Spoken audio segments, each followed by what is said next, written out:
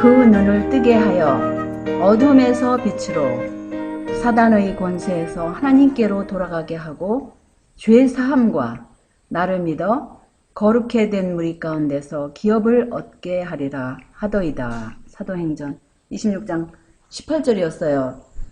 우리 믿음의 가족들 반갑습니다. 지난 일주일 동안도 우리 주님의 보호하신 가운데 또 잘 지낼 수 있도록 인도하시고 또 오늘 이렇게 하나님의 생명의 말씀을 같이 나눌 수 있는 이 시간 주심을 다시 한번 참으로 감사드리고 또한 여러분들 반갑습니다. 오늘의 제목은 사단을 이길 수 있는 비결. 우리가 정말 사단의 권세에서 하나님께로 어떻게 돌이킬 수 있는지 주님의 말씀 가운데서 확인을 하고 또 우리가 용기를 얻는 그러한 시간이 됐으면 참으로 좋겠습니다. 오늘 오전 시간에도 이제 광복절에 대해서 언급을 하였는데요. 그 광복절, 그 한자를 기억하십니까? 광복절? 우리가 한국이 정말 일제 그 하에서 독립된 그런 날인데, 광은 다 아시죠? 빛광자, 빛날 광, 빛광자이고, 혹시 복이 무슨 복자인지 아세요? 돌아올 복이에요. 그래서 정말 이 광복절 하면 참으로 아름다운 그런 단어입니다.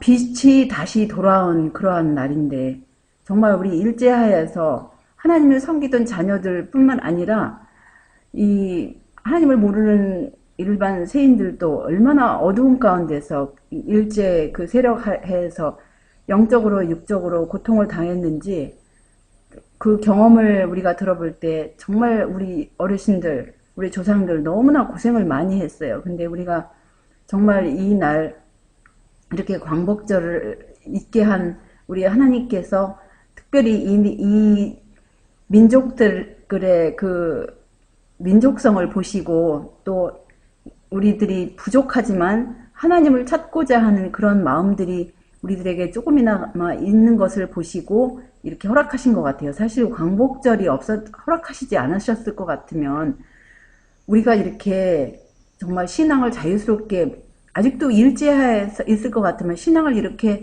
하는 백성들이 이렇게 많이 있을까를 한 번이라도 생각을 해 보셨는지 모르겠어요. 우리가 가까이 있는 이북도 어둠과 그 사단의 권세에서 아직도 허덕이지만 일제하에서도 역시 어두움과 그 사단의 권세에서 얼마나 이 나라가 고생을 하였는지 정말 이 광복절을 허락하신 우리 하나님께 너무나 감사드리고 또 그 광복절을 주도한 주로 그 사람들을 보면 주로 하나님을 믿는 백성들이 주님을 의지하여서 이렇게 시도한 그런 인물들이 그래도 꽤 있는 것을 우리가 그 역사에서 확인할 수 있죠. 어쨌든 오늘 이 광복절에 우리가 이 본문의 말씀처럼 우리 눈을 뜨게 하여서 어둠에서 빛으로 또 사단의 권세에서 하나님께로 어떻게 우리가 돌아갈 수 있을까? 그래서 죄사함을 얻고 주님을 믿어서 거룩해 된 무리 가운데서 기업을 얻는 우리 모두가 되는 그러한 준비하는 그런 시간이 됐으면 좋겠습니다. 먼저 사단의 권세가 또 사단이 어떠한 존재인가 여러분들 다 아시지만은 다시 한번 말씀해서 확인해 봅시다. 계시록 12장 7절 9절에 보시면 하늘에 전쟁이 있으니 미가엘과 그의 사자들이 용으로 더불어 싸울세 용과 그의 사자들도 싸우나 이기지 못하여 다시 하늘에서 저희 있을 곳을 얻지 못한지라. 큰 용이 내어 쫓기니 옛뱀 곧 마귀라고도 하고 사단이라고도 하는 온 천하를 꿰는 자라. 땅으로 내어 쫓기니 그의 사자들도 저와 함께 내어 쫓기니라. 그래서 이 하늘에 전쟁이 있었고 또 옛날에는 광명한 천사였지만 그가 하나님을 대적하고 하나님의 정부와 하나님의 법을 대적한 이유로 하늘에서 더 이상 그가 있을 수 없는 그런 존재가 되어서 이 땅으로 내어 쫓긴 그런 타락한 존재들이 우리가 마귀와 그의 사자들이 있음을 이렇게 말씀에서 확인할 수 있어요. 계속하여 12장 10절로 12절을 보시면 내가 또 들으니 하늘에 큰 음성이 있어 가로되 이제 우리 하나님의 구원과 능력과 나라와 또 그의 그리스도의 권세가 이루었으니 우리 형제들을 참소하던 자 곧 우리 하나님 앞에서 밤낮 참소하던 자가 쫓겨났고 또 여러 형제가 어린 양의 피와 자기의 증거하는 말을 인하여 저를 이기었으니 그들은 죽기까지 자기 생명을 아끼지 아니하였도다. 그러므로 하늘과 그 가운데 거하는 자들은 즐거워하라. 그러나 땅과 바다는 화 있을진저 이는 마귀가 자기 때가 얼마 못된 줄을 알므로 크게 분내어 너희에게 내려갔음이라 하더라. 그래서 이 땅으로 이렇게 타락한 천사들이 마귀와 함께 내려왔는데요.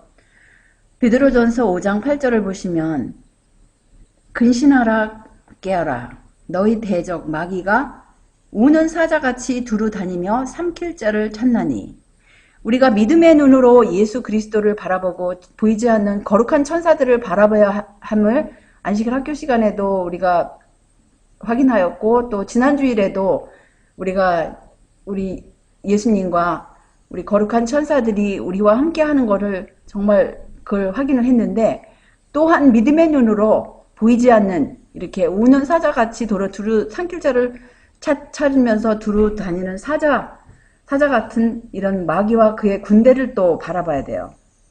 바라보는 게 아니라 우리가 알아야 돼요. 그래서 여기 영감의 말씀 대쟁투 513쪽을 보시면 태초에 죄 없이 창조된 악령들은 그 본성과 권능과 영광이 지금 하나님의 사자로 봉사하는 자들과 같았다. 그러나 그들이 죄 때문에 타락하게 되자 그들은 하나님을 욕되게 하고 인류를 멸망시키는 일에 단합하여 있다. 그들은 사단의 반역에 가담하여 그와 함께 하늘에서 쫓겨났으며 각 시대를 통하여 사단과 연합하여 하나님의 권위를 대항하고 싸우고 있다. 우리는 성경에서 그들의 동맹과 정부, 여러 가지 계급, 그들의 지혜와 교활, 그 다음에 인류의 평화와 행복을 파기하기 위한 악의들을 알고 있다. 근데 누가 위험하냐면 이렇게 말씀하세요. 516쪽을 보시면 확실하고 충분한 성경상 증거가 있음에도 불구하고 사단과 악한 천사들의 존재와 활동을 부인하는 자들처럼 악령의 영향을 받는 일에 있어서 더 위험한 처지에 있는 자들은 없다. 근데 여기 이 말씀을 보면요. 참 이게 위험한 처지에 있는 사람이 누구예요?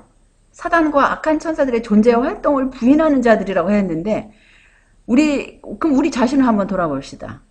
사단과 악한 천사들의 존재와 활동을 부인하지는 않지만 매 순간마다 예수님과 또 예수님의 천사들, 사단과 타락한 천사들의 존재를 매 순간 동안 시인하면서 우리가 깨어있어 기도하는지를 우리 자신을 살펴볼 수가 있어요. 이 선과 악의 대쟁투에 있어서 우리가 악령들의 관계를 알지 못하면 그들은 거의 상상할 수 없을 정도의 유익을 얻고 있다. 많은 사람들은 그들 자신의 지혜가 명하는 대로 따르고 있다고 생각하는 동안 악령의 제안을 받아들이고 있다. 많은 사람들이라 그랬어요. 자기 지혜가 있어서 자기 지혜를 따른다고 생각하지만 그렇지만은 결국은 악령의 제안을 받아들이고 있다고 이렇게 사실은 이런 말씀이 이 한 페이지만 가지고도 슬라이드 하나만 가지고도 우리가 깊이 명상하면서 우리 자신을 살피면서 기도할 제목이에요. 여기 많은 사람들이 했어요. 그들 자신의 지혜가 명하는 대로 따르고 있다고 생각하지만 그렇지만은 악령의 제안을 받아들이고 있다고 그래요.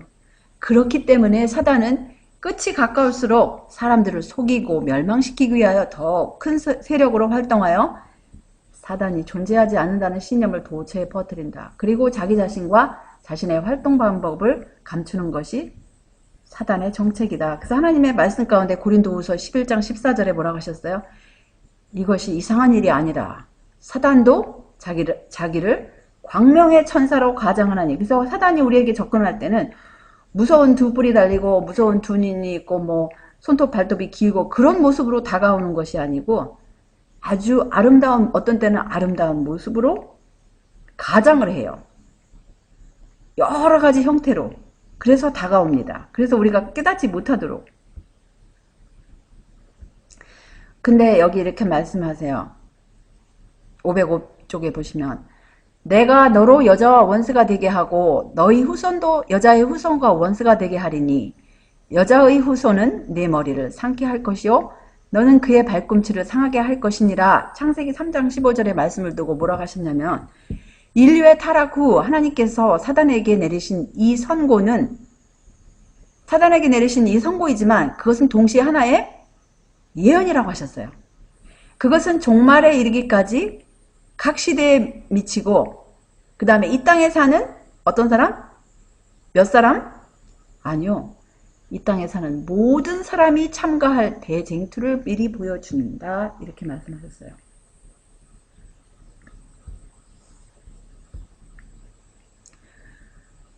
하나님께서는 내가 원수게 되게 하리라고 선언하신다. 이 원수 관계는 선천적으로 되지 않는다. 그래서 사람이 태어날 때 선천적으로 태어난 아기와 사단과 선천적으로 원수 관계가 이루어지지 않는다는 거예요. 설명을 이렇게 하세요. 인류가 하나님의 율법을 범했으므로 그의 본성은 어떻게 됐다? 악해졌다고 이렇게 말씀하세요. 그의 본성이 악해졌어요. 그래서 그는 사단과 조화되고 불목하지 않게 되었다. 불목하지 않게 되었다는 거면 화목하게 되었다. 사단과 조화되고 사단과 오히려 화목하게 되었다. 죄인과 죄의 창시자인 사단과는 본질상으로 아무런 원수관계가 존재하지 않는다. 둘 다 반역으로 악해졌다. 그 배신자들은 다른 사람들에게 자기 행위를 모방하게 하여 동조와 후원을 얻기 전에는 결코 안심하지 않는다. 그래서 우리가 어떤 상태로 태어났는지 이 근원부터 올라가지 않으면 우리는 정말 거듭날 수도 없고 우리 본성에 대해서 심각하게 생각하지도 않고 예수님의 필요성을 느끼지도 않고 예수님의 보혈의 피를 의지하지도 않고 날마다 깨어있어 기도하지도 않아요. 그래서 이거는 우리 출발점이기 때문에 이 말씀은 정말 우리가 기억해야 할 말씀이에요. 왜냐하면 하나님의 말씀 가운데 뭐라고 그랬어요? 에베소 2장에도 말씀하시고 또 이사야 1장에도 말씀하시고 우리가 머리부터 발끝까지 성한 것이 없이 터지고 다 아주 엉망진창이 됐다고 이렇게 그게 우리 인간의 본성이 그렇게 선과 악으로 범벅이 된 상태를 말씀하시는 거예요. 아담과 하와가 선악의 열매를 먹은 그 경험이 그 모든 자손의 경험이 되었다고 교육책에서 말씀하시거든요. 그래서 아담과 하와가 선악의 과일을 먹으면서 선과 악이 섞어진 그런 본성, 그 선과 악이 섞어진 본성은 하나님께서 보시기에는 악한 본성이에요. 선악이 섞어진 건 악이 조금이라도 들어갔으면 하나님 보시기에는 그 악이에요. 선하지가 않아요. 그런 거는 누더기 옷이에요. 그래서 우리가 이 누더기 옷을 벗을 수 있는 그런 이제 말씀들이 여기저기 많은데 오늘은 그걸 다 뭐 1시간 동안에 못하고 하여튼 몇 가지를 짚어봅시다. 그래서 사람의 마음속에 사단에 대한 증오심을 일으키는 것은 사람의 마음속에 사단에 대한 증오심이 처음부터 있어요? 없어요? 없어요. 태어날 때 그거 없다라는 거예요. 처음부터는 뭐 같다라는 거예요. 근데 그 사단에 대한 증오심을 일으키는 것은 무엇이냐? 그리스도께서 영혼 속에 주입시키시는 은혜이다. 예수님은 어떤 분이시죠? 각 사람에게 비치시는 빛이신데 빛을 비치실 때 우리가 빛을 저항하지 아니하고 예수님을 저항하지 아니하고 예수님께 마음을 열었을 때 예수님께서 우리 마음 가운데 그 말씀으로 빛으로 들어오시고 그분의 영으로 들어오시고 그분의 능력으로 우리 안에 거하셔서 그분의 은혜를 허락하셔서 사단에 대한 증오심을 우리에게 주시는 거예요. 이와 같이 회개케 하는 은혜와 새롭게 하는 능력이 없었으면 그래서 예수님을 영접한 사람에게는 회개케 하는 은혜를 경험하고 또 새롭게 하는 능력을 경험하기 때문에 하나님의 백성이 되는 거예요.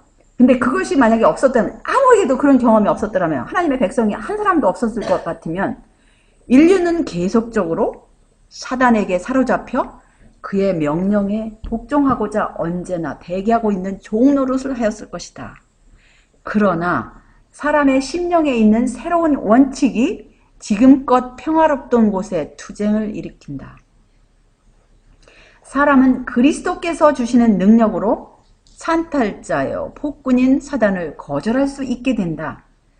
누구든지 죄를 사랑하는 대신에 미워하고 마음을 지배하고 있는 정욕을 정복한 증거를 나타내면 전적으로 하늘에서 온 원칙이 역사하고 있는 것이다.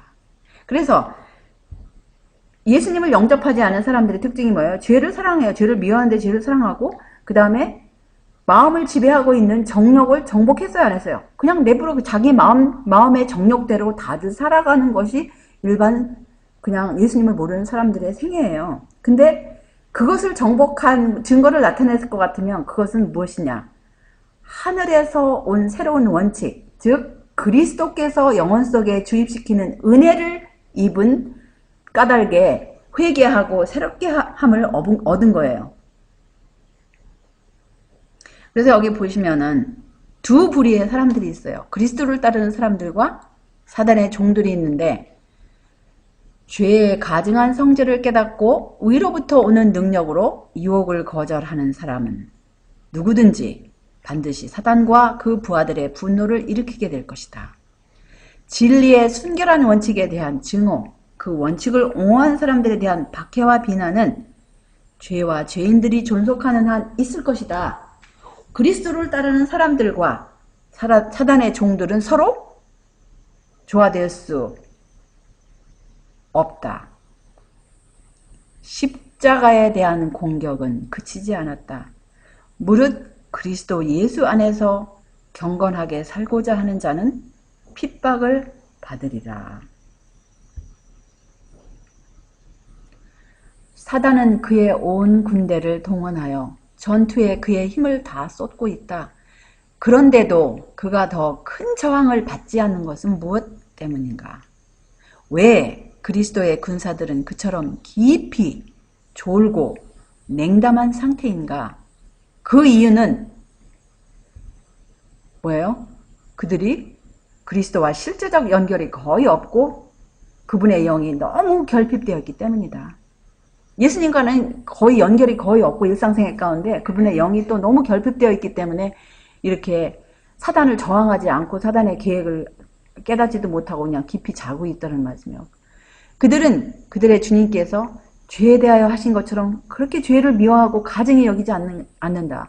예수님께서는 죄인을 사랑하셨지만 죄에 대해서는 죽기까지 죄를 미워하고 십자가에 달리시기까지 가증히 여기시고 또 죄인들의 죄를 담당을 하셨어요. 그들은 그리스도께서 하셨던 것처럼 확고하고 단호하게 죄를 저항하지 않는다. 그래서 죄에게 정복되는 이유는 왜냐하면 이 죄인들이 확고하고 단호하게 죄를 저항하지 않기 때문이라는 거예요. 둘 중에 하나예요. 죄를 저항하든지 아니면 죄에게 그냥 굴복하든지.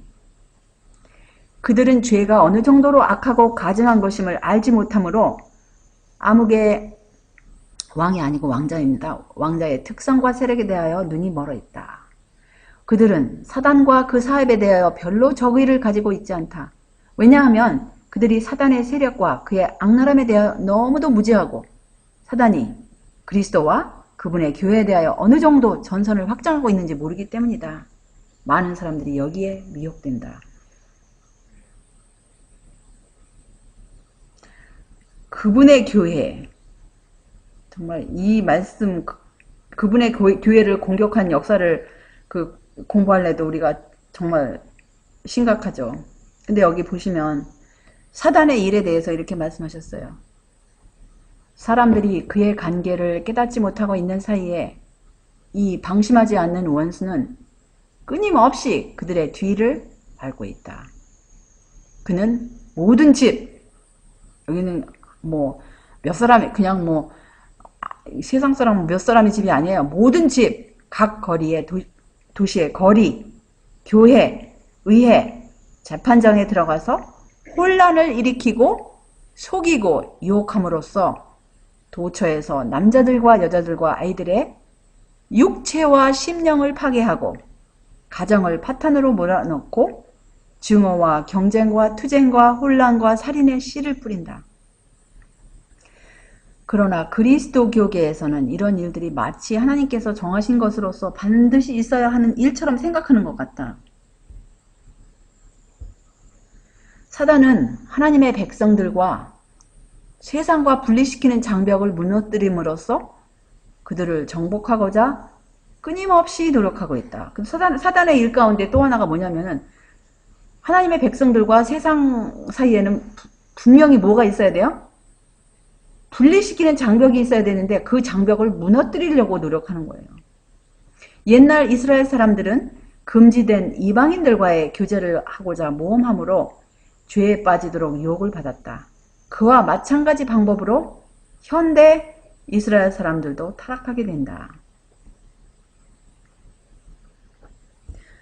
여기 고린도후서 4장 4절에 보시면 이 세상 신이 믿지 아니하는 자들의 마음을 혼미케 하여,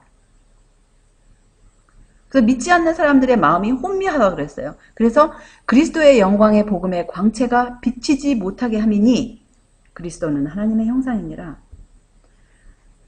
또 여기 심각한 말씀이 있어요. 데딩트 508쪽입니다. 그리스도의 확고한 추종자들이 아닌 사람들은 모두 누구의 종이다? 사단의 종이다. 그래서 여기서 정말 그리스도의 확고한 추종자들이 과연 내 자신이 되었는가? 이거를 정말 우리가 말씀으로 살펴야 돼요. 그리고 여기 이제 두 마음을 지금 비교를 하시는데요. 거듭나지 않은 사람의 마음에는 죄를 사랑하는 마음과 죄를 간직하고 핑계하라는 정신이 있다. 그러나 거듭난 마음에는 죄를 미워하고 그것을 확고하게 저항하는 마음이 있다. 그래서 우리 마음이 과연 정말 죄를 미워하고 그것을 확고하고 저항하는 마음이 있는지, 또 이런 마음이 달라고 우리가 정말 기도를 해야 되겠어요. 또 우리가 이제 그리스도인들이 어떻게 스스로를 시험에 노출시키는지 이렇게 말씀하세요. 그리스도인이 경건치 않고 믿지 않는 사람들과의 교제를 택하는 것은 그들 스스로를 시험에 노출시키는 것이다. 사단은 자신을 숨기고 속임수의 휘장으로 감쪽같이 그들의 눈을 가리운다. 그들은 그런 교제가 그들에게 해를 주리라는 사실을 전혀 깨닫지 못한다. 끊임없이 품성과 언어와 행동에 있어서 세상과 동화됨으로 그들은 더욱더 눈이 멀어간다. 그래서 여기 이제 다른 그 영감의 말씀을 보면 경건치 않고 믿지 않는 사람들을 구체적으로 또 누구누구라고 이렇게 말씀하셨는데, 정말 우리가 사랑하는 그 우리 친구들이나 또 우리 친척들이라 할지라도 정말 경건치 않고 믿지 않았을 때 어떻게 그 교제 가운데서 우리가 그들에게 영적으로 이익을 주려는 그런 모임이나 그런 만남이 아니면 정말 우리도 모르게 얼마나 이렇게 우리 눈이 점점 멀어져 가는지, 점점 우리가 그렇게 동화가 되어서 또 하나님의 계명을 깨트리는지를 다른 곳에서도 구체적으로 말씀을 하세요. 그래서 여기 보시면 고린도후서 6장 14절 18절에 보시면 너희는 믿지 않는 자와 멍해를 같이 하지 말라. 의와 불법이 어찌 함께하며 빛과 어둠이 어찌 사귀며 그리스도와 벨리알이 어찌 조화되며 믿는 자와 믿지 않는 자가 어찌 상관하며 하나님의 성전과 우상이 어찌 일치가 되리요. 우리는 살아계신 하나님의 성전이라. 이와 같이 하나님께서 가라사대 내가 저희 가운데 거하며 두루 행하여 나는 저희 하나님이 되고 저희는 나의 백성이 되리라 하셨느니라. 그러므로 주께서 말씀하시기를 너희는 저희 중에서 나와서 따로 있고 부정한 것을 만지지 말라. 내가 너희를 영접하여 너희에게 아버지가 되고 너희는 내게 자녀가 되리라. 전능하신 주의 말씀이니라 하셨느니라. 여기 보시면 순결하고 거룩한 하나님의 천사들이 어떤 무리와 함께하고 또 어떤 무리를 떠나는지 여기 이렇게 말씀을 하시는데요. 이들 하늘의 사자들은 하늘의 사물에서 마음이 떠나 있는 무리들에게 매력을 느끼지 못한다. 순결하고 거룩한 이 영적 존재들은 예수님의 임재를 바라지 않고 계시지 않아도 별로 개의치 않는 무리들 가운데 머물러 있을 수가 없다. 이와 같은 이유로 인해서 예수님이 안 계시고 하나님의 거룩한 천사들이 안 계시면 누가 와요? 어두움의 사자들이 오죠. 그러니까 어둠의 사자들이 오면 무슨 일이 있어요? 큰 애통과 슬픔과 낙담이 있게 마련이에요. 그래서 이 모든 잘못은 누구에게 있어요? 깨어있지 못하고 명상과 기도의 부족으로 인해서 그들은 가치가 있는 모든 것들을 다 잃어버린다. 깨어있지 않고 명상과 기도의 부족. 그래서 우리가 어떤 말씀을 사실은 우리가 아침 저녁으로 아니면은 그 대낮 동안에 짬짬이 읽고 기도하는 그런 하나님의 말씀은 그 말씀을 기도와 명상으로 우리 마음 가운데서 새겨놓지 않고 또 회개하지 않으면 금방 그 말씀이 우리에게서 사라지고 또 예수님을 시야에서 놓쳐버리고 이렇게 애통과 슬픔과 낙담이 뒤따라오는 거예요. 그리스도에게서 나오는 거룩한 빗줄기가 그들과 함께 있지 않고 그 사랑과 고상하게 하는 감화로 그들을 격려하지 않고 있다. 그들은 부적합하고 부주의한 정신으로 예수님을 그들 가운데서 떠나게 하고 봉사하는 천사들을 그들에게서 내몰았기 때문에 침울한 마음이 그들을 감싸고 있다. 근데 승리의 비결이 어떻게 말씀하시냐면요. 만일 하나님의 백성들이 겸손하고 통회하는 마음으로 그들의 죄를 고백하고 버리며 또 믿음으로 그분의 허락을 굳게 붙잡는다면 조건이에요.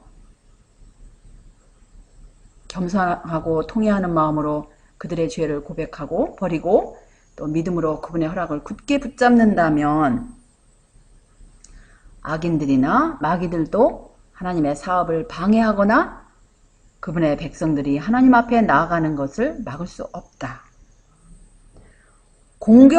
공공연한 것이든지 은밀한 것이든지 모든 유혹과 모든 반대 세력은 힘으로 되지 아니하며 능으로 되지 않고 오직 나의 신으로 성공적인 저항이 가능하다.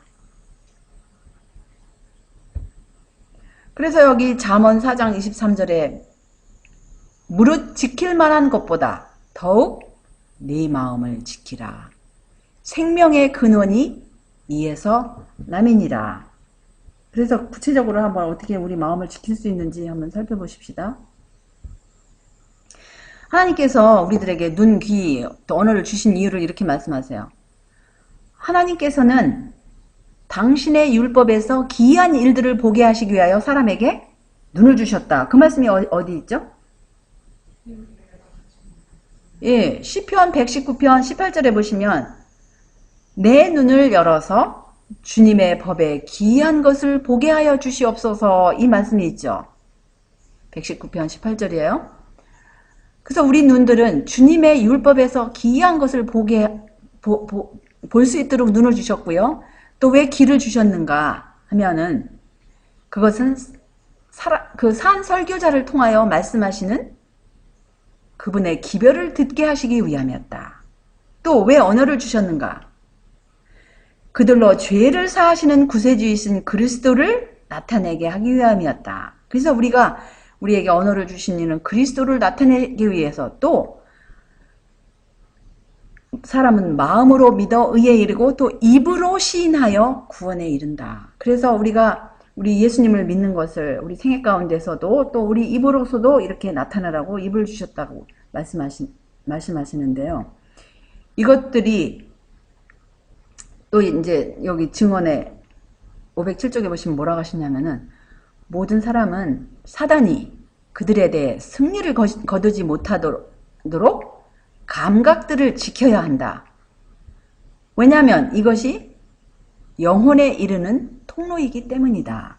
그래서 이 감각을 이제 그 영어로는 senses 해가지고 이렇게 복수를 쓰셨는데 보통 우리가 알고 있는 감각들이 몇 가지가 있죠? 5관이라고 하죠. 5가지 그 기관이 있는데 뭐예요? 눈, 코, 귀, 입, 피부. 그래서 그런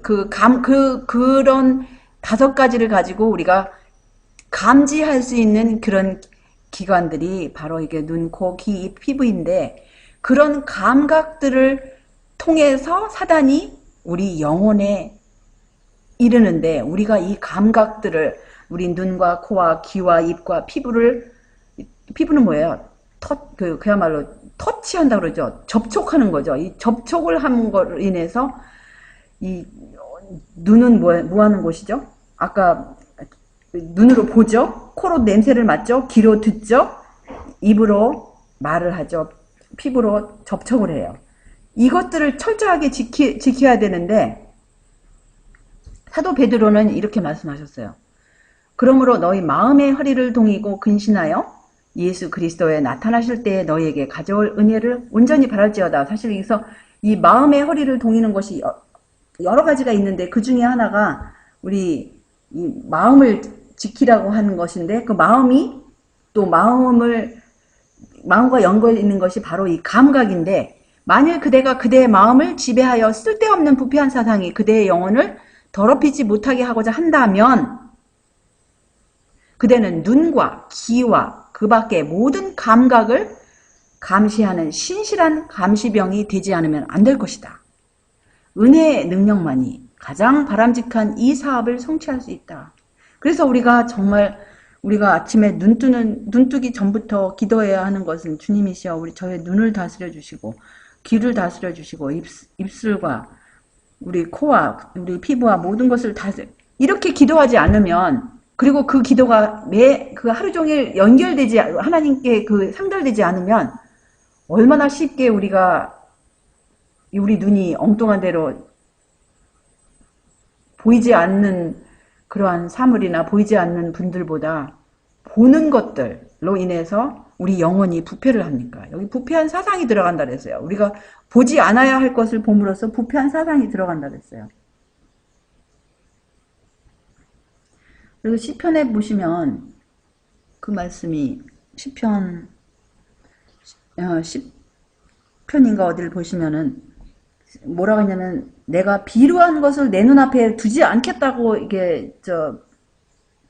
다윗이 결심을 하죠. 자기 비루한 것을 자기 눈앞에 두지 않겠다고. 그래서 우리가 정말 요즘에는 스마트폰이나 컴퓨터나 하다못해 비루한 것이 정말 우리 영혼의 통로에 들어오지 않도록 얼마나 기도를 많이 해야 되는지 모르겠어요. 우리가에게 주신 모든 이런 기구들은 사실은 우리가 하나님의 말씀을 더 잘 공부하고 더 잘 깨닫고 더 잘 선포하기 위해서 주신 도구이지, 이것들을 잘못 사용할 때 우리는 정말 이런 것들이 우리 영혼을 얼마나 부패시킬 수 있는 것인지. 그래서 우리 눈에 보는 것들, 그래서 정말 우리들이 과거에는 TV 상자가 바보 상자이고 마귀의 상자라고 했지만, 요즘에는 TV 상자보다 더 무서운 각자들 손에 안에 얼마나 많은 텔레비보다 몇 배가 더 능력 있는 그런 기구들이 우리 손 안에 있습니까? 이런 것을 할 때마다 정말 우리 하나님이 이 도구가 주님의 말씀을 제가 더 효과적으로 공부하고 선포할 수 있는 도구가 되게 하여 주시옵소서. 기도하지 않으면 정말 우리는 큰일 나요. 여기 보시면 사단과 그의 사자들은 감각들을 마비된 상태로 만들어서 주의와 경고와 책망을 들을 수 없게 만들고자 분주히 활동한다. 이 말씀이 이 교회증을 5권 493쪽이 어디 배경이냐면, 제가 그거 다 넣을 수가 없어요. 이 슬라이드가 너무 벅차기 때문에 다 넣을 수가 없었는데요. 특별히 이게 설교 시간에 이런다는 거예요. 하나님의 말씀을 선포하는 시간에 사단과 그의 타락한 천사들이 감각들을 마비시키거든요. 어떤 사람은 설교 시간에 졸지 않다가도 설교 시간 되면 실컷 자는 사람이 있잖아요. 오히려 집에서는 말똥말똥 하다가도 설교 시간만 되면 눈들을 감고 있고 꾸벅꾸벅하고, 이게 바로 누구의 활동 때문에 이렇게 돼요? 사단과 그 마귀들이 감각들을 마비하기 때문에, 마비된 생토로이기 때문에 주의와 경고와 책망을 들을 수 없도록 이렇게 자기 자신을 허락하는 거예요.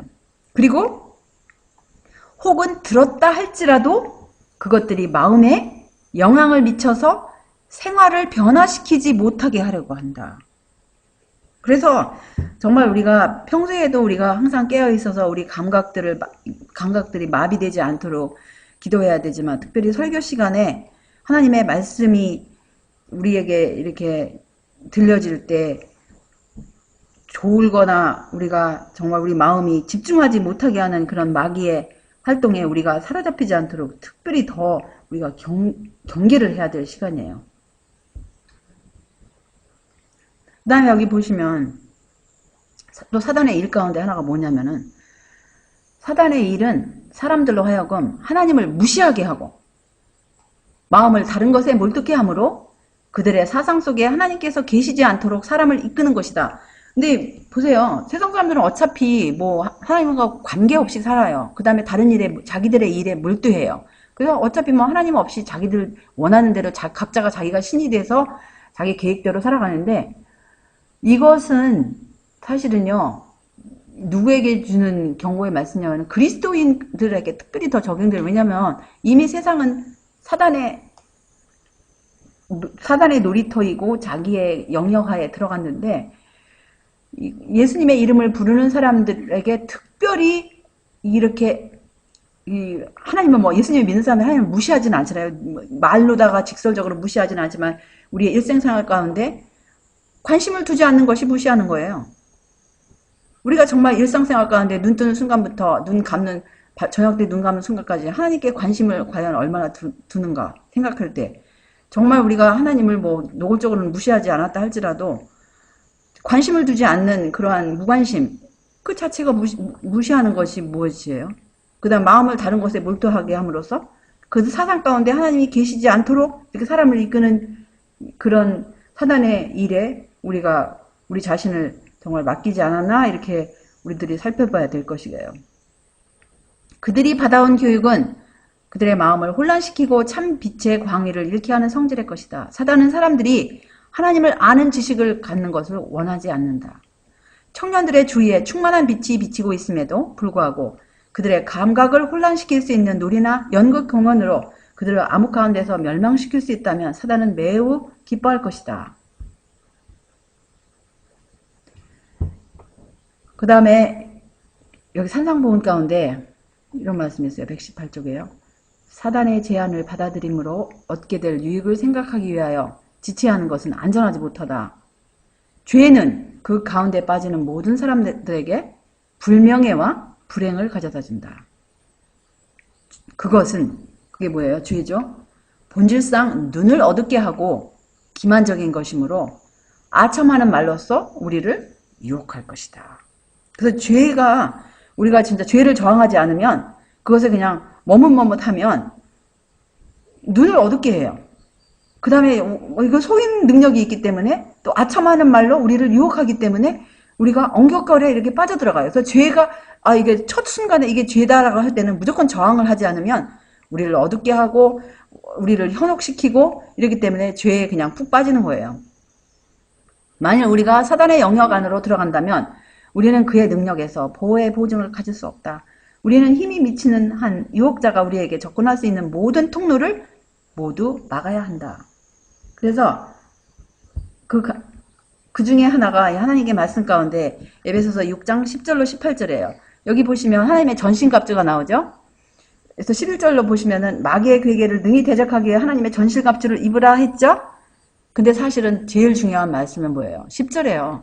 정말로 너희가 주 안에서와 그 힘의 능력으로 강건하여지고, 주님 안에서와 그 힘의 능력으로 강건하여지고. 근데 이제 사실 그것이 이제 구체적으로 말씀하신 것이 하나님의 전신갑주이신데, 여기 이제 12절에 설명하시기를 우리의 씨름은 혈과 육에 대한 것이 아니요 정사와 권세와 이 어둠의 세상 주관자들과 하늘에 있는 악의 영들에게 대함이라. 그러므로 하나님의 전신갑주를 취하라. 이는 악한 날에 너희가 능히 대적하고 모든 일을 행한 후에 서기 위함이라. 14절 그런즉 서서 진리로 너희 허리띠를 띠고. 진리가 무엇인 줄 알아야죠.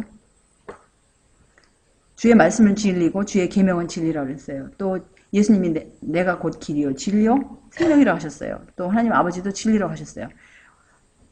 우리가 의복 가운데, 특별히 속옷 가운데 만약에 허리띠가 없다면 어떻게 돼요? 큰일 나죠. 이게 이제 허리띠는 참 중요한 역할을 해요. 옛날에는 이런 고무줄이 없었기 때문에 허리띠는 의복 가운데 상당한 역할을 했어요. 그래서 우리 의복, 우리가 정말 예수님의 의의 옷을 입기를 원한다면 진리를 알아야 돼요. 진리를 알지니 진리가 너희를 자유케 하리라 하셨잖아요. 그 다음에 의의 흉배, 정말 진리를 허리띠를 꼈을 때 의의 흉배, 예수 그리스도의 의의 흉배를 얻을 수가 있고, 그 다음에 평안의 복음에 예비하는 것. 우리가 정말 영원한 복음, 평안의 복음이 무엇인지 여러분들 다 아시죠?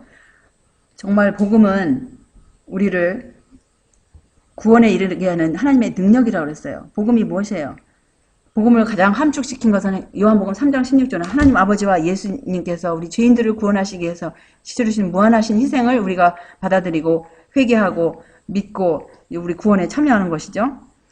예배한 것으로 신을 신고 모든 것 위에 믿음의 방패를 가지고 우리 정말 예수 그리스도의 예수님을 믿는, 우리를 온전히 죄에서 구원하실 수 있는 그 구세주 예수님을 믿는 방패를 가지고 이로써 능히 악한 자의 모든 화전을 소멸하고 구원의 투구와 성령의 검 곧 하나님의 말씀을 가지라. 하나님의 말씀처럼 효과적으로 이 마귀를 대항할 수 있는, 완전히 그야말로 능동적으로 대처할 수 있는 기구죠.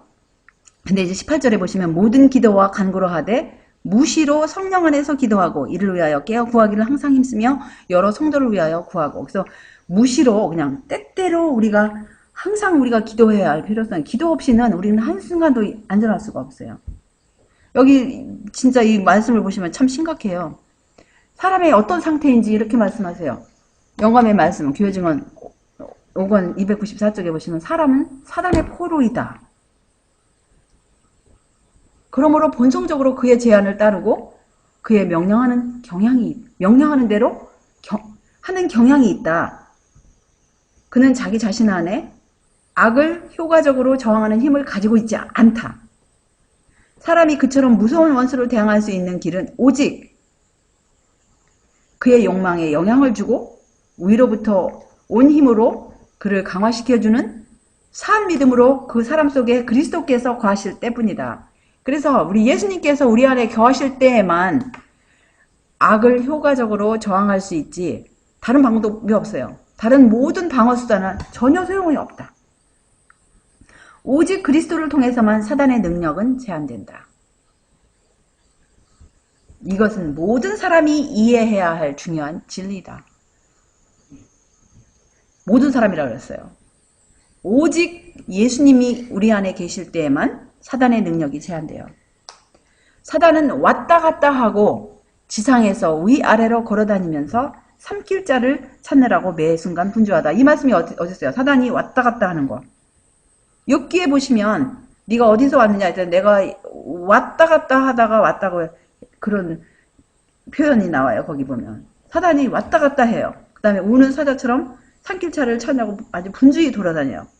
그러나 열렬한 믿음의 기도는 그의 가장 강력한 활동을 좌절시킬 것이다.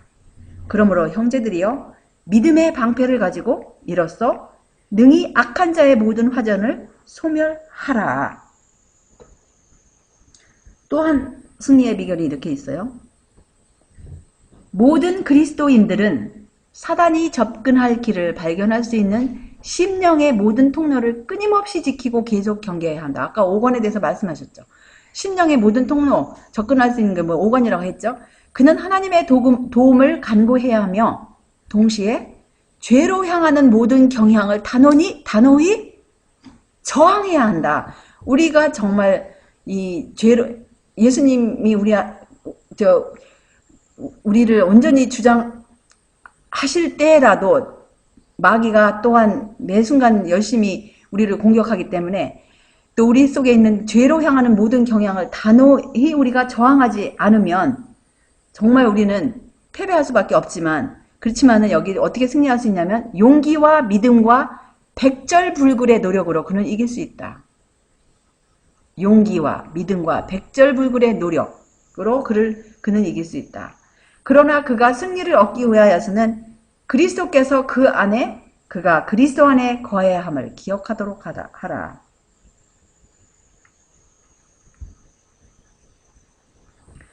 사도 베드로는 신자들에게 금지된 주제들로 인하여 정신이 혼돈되거나 경박한 문제들의 정력을 소비하지 않도록 마음을 지키는 것이 얼마나 중요한가를 가르치고자 힘썼다.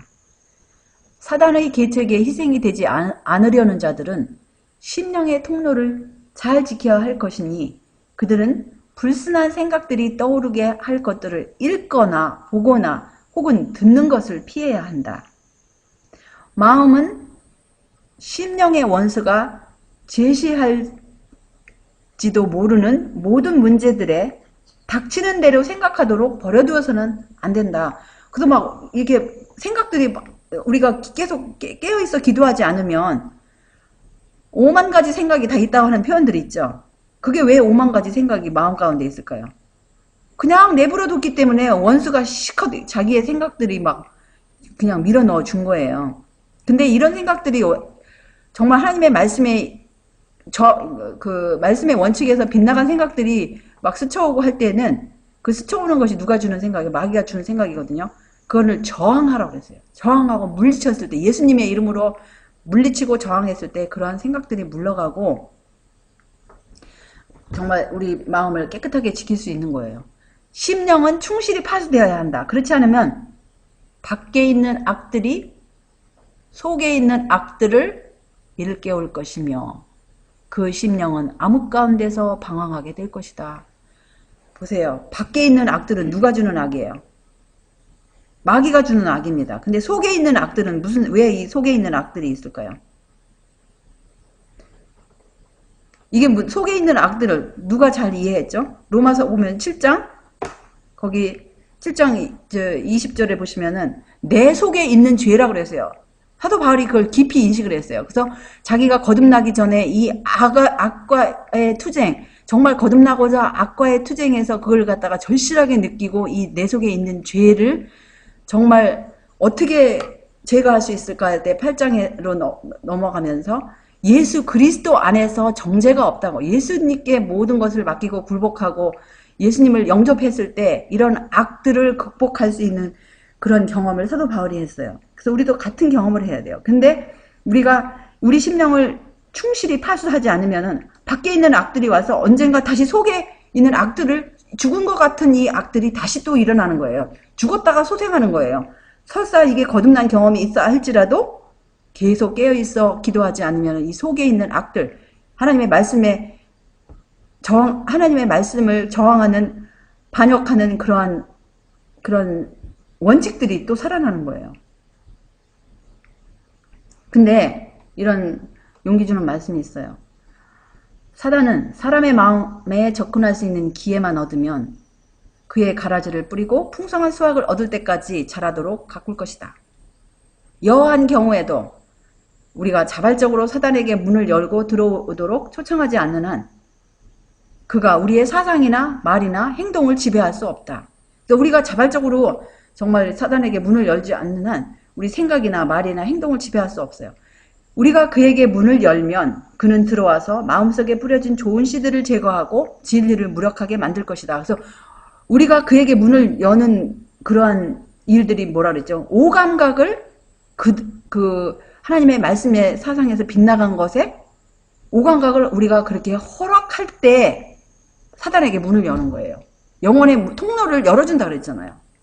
다른 슬라이드에서, 앞에 슬라이드에서 우리가 확인했죠. 그래서 사단에게 우리가 문을 열자, 우리가 저항하는 한 사단은 우리 사상이나 말이나 행동을 지배할 수 없어요. 그렇지만 우리가 우리 오관을 그에게 열어주었을 때는 이렇게 진리를 무력하게 만드는 그의 일이 성공하는 거예요.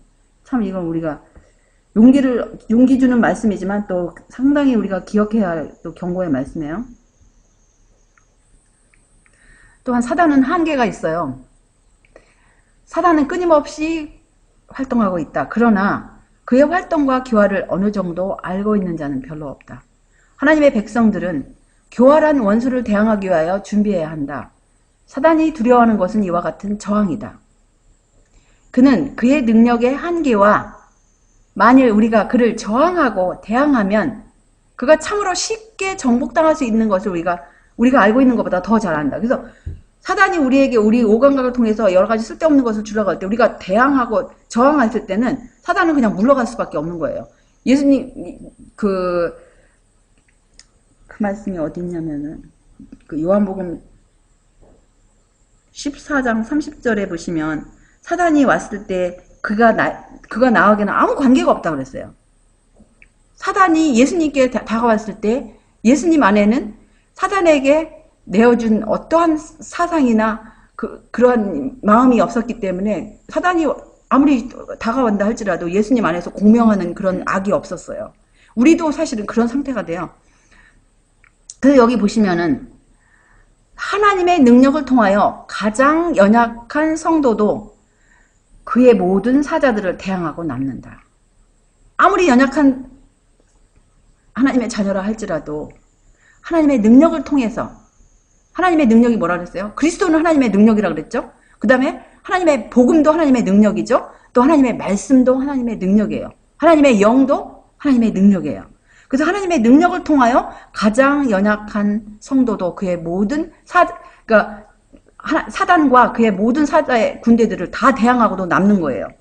그러므로 시험을 당하게 되면 그 성도는 월등한 힘을 입증할 수 있게 된다. 그러므로 사단의 발걸음은 소리가 없고 그의 움직임은 살금살금 이루어지고 그의 포열은 감추어져 있다.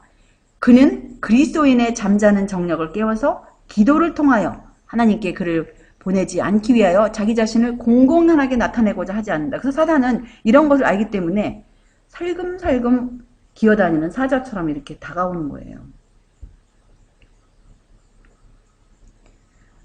또한 여기 승리의 비결이 있습니다. 사단은 그리스도 안에 거하는 가장 연약한 사람이 암흑의 군대보다 더욱 강하다는 것과 만일 자기가 공공연하게 자신의 정체를 드러낸다면 상대방이 대항하고 그를 저항할 것을 잘 알고 있다. 그러므로 그는 십자가의 군사들을 그들의 견고한 요새에서 유인하여 냄과 동시에 복병을 두어 자기의 진지에 들어오는 모든 자를 멸망시킬 준비를 갖추고 있다. 겸손하게 하나님을 의지하고 하나님의 모든 계명을 순종할 때에만 우리는 안전할 수 있다. 조건적이에요. 겸손하게 하나님을 의지하고 하나님의 모든 계명을 순종할 때에만 안전하다고 그랬어요. 여기 보시면 민수기 23장 8절에요. 하나님이 저주치 않으신 자를 내 어찌 저주하며 여호와께서 꾸짖지 않으신 자를 내 어찌 꾸짖을꼬. 누가 한 말이죠? 발람이 이렇게 이스라엘 백성들을 저주하라고 말한 발락 모압 왕 앞에서 이렇게 한 말입니다. 저주하면은 그 모든 보물을 줄 것인데, 근데 그가 비록 이상한 선지자였지만 하나님의 영이 그에게 임했을 때 이 하나님의 영감의 말씀을 그 입술로 이렇게 자기가 원하지 않았을지라도 이런 진리의 말씀이 나왔어요. 이렇게 이스라엘 백성들이 하나님의 계명을 지키는 한 뭐 원수의 저주와 또 마귀의 저주가 있다 이렇게 아무리 원한다 할지라도 그렇게 하나님께서 그 원수의 손에 그들을 내어주지 않지만 민수기 25장 1절에 보시면 무슨 사건이 거기서 있었죠? 그렇게 그 발람의 저주를 받지 아무리 발락이 저주를 하고자 했어도 받지 못하였던 하나님의 축복을 임하였던 이스라엘 백성들에게 어떤 일이 일어났어요? 그 시딤에서 모압 여자들과 음행을 하기도 시작을 했어요. 그래서 그 모압 여자들이 자기 신들에게 제사할 때 그 이스라엘 백성들을 청하여 가지고 같이 이스라엘 백성들이 먹고 마시고 또 그 신들에게 절을 함으로써 이제 하나님의 계명을 깨뜨렸어요. 그랬을 때 정말 그들이 더 이상 하나님의 보호에서 떠나게 되었어요. 여기 보시면 그 당시에 이스라엘 백성들은 하나님께 충성하고 있었으며 그들이 하나님의 율법을 순종하고 있는 한 지상과 지옥의 어떤 권세도 그들을 이길 수 없었다. 그러나 발람이 하나님의 백성에게 선언하도록 허락되지 않은 그 저주는 마침내 그가 그들을 범죄하도록 유혹함으로써 그들에게 그 저주가 임하게 하는데 성공하였다. 그들이 하나님의 계명을 범하게 되자 그들은 하나님에게서 떠나게 되었다. 그리하여 그들은 멸망시키는 자의 손아귀에 빠지게 되었다. 그래서 우리가 정말 어떻게 해야 될지 이렇게 말씀하세요. 어떤 사람도 기도 없이는 하루나 한 시간도 안전하지 못하다. 우리는 특별히 하나님의 말씀을 이해할 수 있는 지혜를 달라고 주님께 간구해야 한다. 하나님의 말씀에는 유혹자의 관계와 그를 성공적으로 저항할 수 있는 방법이 나타나 있다. 그 방법 가운데 하나가 뭐였어요? 에베소서 6장 10절로 18절의 말씀이었어요. 사단은 성경절을 인용하여 거기에 자기의 해석을 붙이는데 전문가이다. 그는 그런 수단을 사용하여 우리를 넘어뜨리려고 바라고 있다. 우리는 겸손한 마음으로 성경을 연구하고 우리가 하나님께 의존해야만 한다는 사실을 결코 잊어서는 안 된다. 우리는 사단의 관계에 대하여 끊임없이 경계하는 동시에 믿음으로 우리를 시험에 들게 하지 마옵소서라고 끊임없이 기도해야 한다. 그래서 우리를 시험에 들게 하지 마옵소서, 이 기도가 끊임없는 기도가 돼야 돼요. 그래서 여기 보시면 외모로 보시지 않고 각 사람의 행위대로 판단하시는 자를 너희가 아버지라 부른즉 너희의 나그네로 있을 때를 두려움으로 지내라. 너희가 알거니와 너희 조상의 유전한 망령된 행실에서 구속된 것은 은이나 금같이 없어질 것으로 한 것이 아니요 오직 흠 없고 점 없는 어린 양 같은 그리스도의 보배로운 피로 한 것이니라. 베드로전서 1장 17절 19절이었어요. 그 다음에 가장 강한 자가 누구인지 자신의 무가치를 느끼고 구주의 공로에 완전히 의지하는 영혼은 외관상으로 무력해 보이지만 실제로는 가장 이겨내기 어렵다 이렇게 번역을 했는데 사실은 가장 강하다. invincible이라는 단어로 사용했어요. 가장 강하다. 하나님께서는 그런 자가 정복하도록 허용하기는커녕 그를 도와주기 위하여 하늘에 있는 모든 천사를 보내실 것이다. 그래서 여기 보시면 정말 자기 자신의 얼마나 무가치한 존재이고 그렇기 때문에 구주의 공로에 온전히 의지하는 그런 영혼을 사단이 이길 수가 없다는 거예요. 근데 그것이 하루 동안에 한 번 느끼는 것이 아니라 매 순간순간 우리가 이렇게 해야 되겠죠. 여기 보시면 또 여러 형제가 어린 양의 피와 자기의 증거하는 말을 인하여 마귀를 이기었으니 그들은 죽기까지 자기 생명을 아끼지 아니하였도다. 그래서 여기 역시 오로지 예수님의 피와 또 자기 증거하는 말, 물론 하나님의 말씀이겠죠. 또 여기 요한일서 3장 8절에 보시면 죄를 짓는 자는 마귀에게 속하나니 마귀는 처음부터 범죄함이니라. 하나님의 아들이 나타나신 것은 마귀의 일을 멸하라 하심이라. 그래서 마지막으로 이 권면을 베드로전서 4장 7절에 있는 권면을 우리가 받고 말씀을 적겠습니다. 만물의 마지막이 가까웠으니 그러므로 너희는 정신을 차리고 근신하여 기도하라.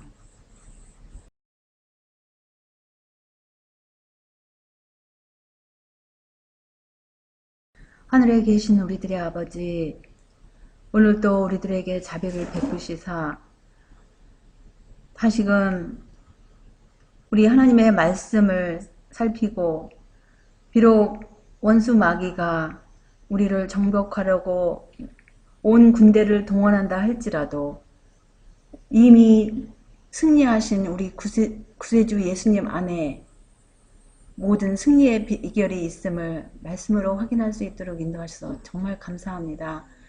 우리 방금 이 찬미는 우리의 기도였습니다. 우리가 이 세상과 마귀와 우리 자아와 더불어 싸울 때 우리를 위해서 십자가에 돌아가신 우리 예수님께서 우리의 대장 되어 주시옵시고 우리의 생각과 우리의 모든 생애가 우리 정말 예수님께 굴복함으로 또 매 순간순간 우리에게 축복으로 주신 우리의 이 몸의 감각들, 오관들을 잘 지킴으로써 우리 영혼을 잘 지키고 또 우리 영혼이 온전히 우리 예수님 안에 숨겨진 바 될 수 있도록 인도하여 주시어서 우리도 예수님처럼 승리할 수 있도록 인도하여 주시옵기를 예수님의 이름으로 간절히 기도드리옵나이다. 아멘.